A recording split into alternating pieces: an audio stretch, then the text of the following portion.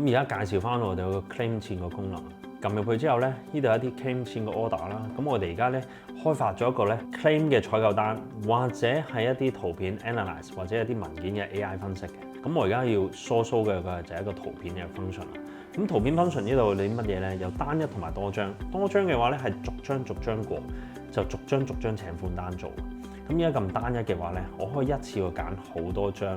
咁我而家想 show 俾你睇就影相嘅功能，我先一張一張影啦。咁我而家做3張俾你睇啦。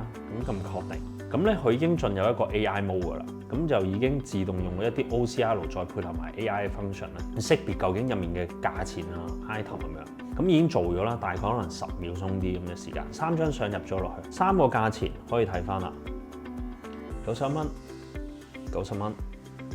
同埋133，咁佢3個嘅價錢咧，幫你已經加中咗223蚊依張 invoice， 而幫你自動選擇咗停車場嘅費用。就算年紀大都唔緊要，識影相就得㗎啦。下面啲內容資料咧已經自己幫你 fit 做文字入晒落去啦。咁連埋記錄都 OK 嘅，咁做保存嘅啫。PDF 嗰度已經做咗㗎啦。咁同時咧，如果要審批嘅話咧，撳翻呢個公仔。撳入去就仲批，就已經成個過程已經審批跌落去財務嗰邊要俾錢㗎啦。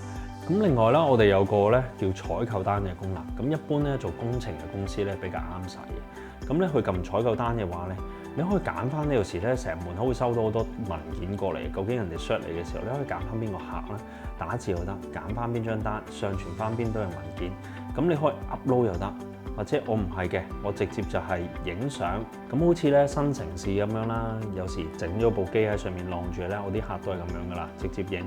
咁佢又進入 AI mode 咁樣嘅形式嘅，去 analyze 呢張嘅單嘅價錢同埋邊個supplier對唔對。